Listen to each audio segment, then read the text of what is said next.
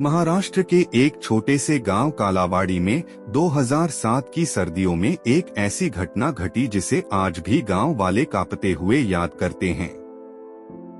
यह घटना गांव के एक सरकारी बस ड्राइवर राजू नाइक की थी, जिसकी जिंदगी की आखिरी सवारी उसकी सबसे डरावनी याद बन गई।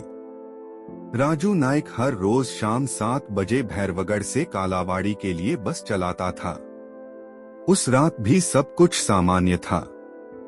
हल्की ठंड पड़ रही थी, सड़कें सुनसान थीं और जंगल के बीच से गुजरती सड़क पर दूर दूर तक कोई नहीं था। लेकिन उस दिन राजू को डिपो से निकलते वक्त वार्निंग मिली थी, आज रात मत जाना, जंगल में कुछ गड़बड़ है। कल रात एक आदमी बिना सिर के मिला था। राजू मुस्कुराया, अरे साहब, मैं तो रोज जाता हूँ। भूत प्रेत से डरते तो ये नौकरी ही क्यों करता। रास्ते में बस खाली ही थी। सिर्फ 2 गांव वाले थे जिन्हें वो बीच रास्ते में उतार चुका था। बस अब लगभग खाली थी जब उसने देखा एक औरत सफेद साड़ी में हाथ उठाकर उसे रुकने का इशारा कर रही थी। वो पूरी तरह अकेली थी, उसकी आंखें बहुत गहरी और थकी हुई थीं। राजू ने बस रोकी और वो औरत चुपचाप आकर सबसे पीछे की सीट पर बैठ गई। राजू ने आईने में देखा, उसका चेहरा थोड़ा अजीब था, लेकिन उसने ज्यादा ध्यान नहीं दिया।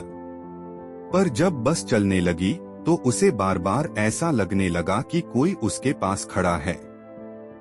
बार बार शीशे में वही औरत दिखती, लेकिन कभी सीट पर होती, कभी बीच में खड़ी, कभी गायब।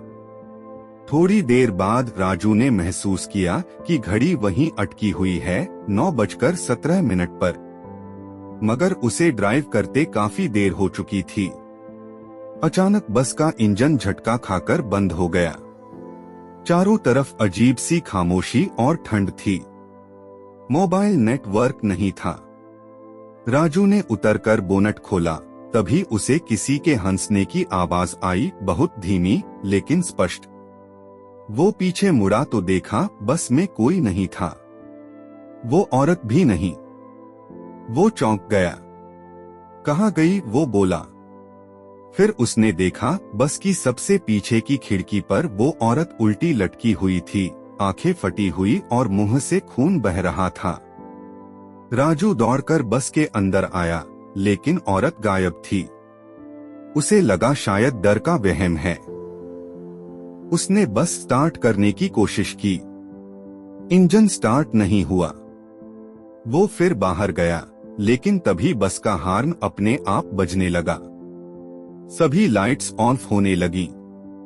कोई जोर जोर से खिड़की पीट रहा था, लेकिन कोई दिखाई नहीं दे रहा था। राजू बुरी तरह डर गया। वो दौड़ता हुआ झाड़ियों की तरफ भागा।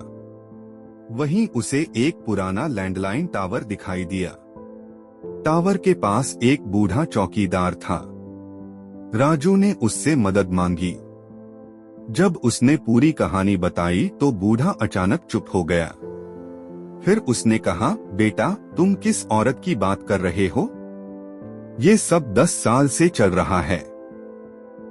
बूढ़ा बताने लगा कि 1997 में एक औरत का एक्सीडेंट इसी जगह हुआ था। वो भैरवगढ़ से कालावाड़ी जा रही थी, लेकिन बस ड्राइवर ने शराब के नशे में उसे बस से धक्का दे दिया।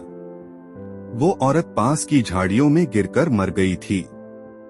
जब गांव वाले अगले दिन पहुंचे तो देखा उसका सिर धड़ से अलग था। तब से हर कुछ साल में एक ड्राइवर उसी जगह रात 9:17 पर उस औरत को बस में बैठाता है और फिर लापता हो जाता है। राजू की हालत खराब थी। वह बूढ़े के साथ उसी की झोपड़ी में रात रुका। अगली सुबह गांव वालों ने खबर दी, वो सरकारी बस जंगल में खाली खड़ी मिली है। लेकिन राजू नाइक का कोई पता नहीं था। झाड़ी में भी कोई नहीं था, न बूढ़ा न राजू। झाड़ी के पास खून के निशान और एक पुरानी टूटी चप्पल मिली जो राजू की थी। उसके बाद सरकार ने उस रूट की रात की बसें बंद कर दी। लेकिन कई ट्रक ड्राइवरों ने अब भी उस रास्ते पर रात में एक सफेद साड़ी वाली औरत को खड़े देखा है, अकेली, चुपचाप और बेहद डरावनी। आज भी कालावाड़ी रूट को मृत्यु का रास्ता कहा जाता है।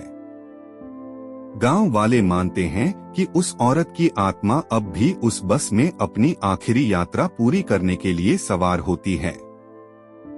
कुछ कहते हैं उन्होंने बस की खिड़की पर एक आदमी को भी देखा है, जिसका चेहरा राजू नाइक से मिलता है।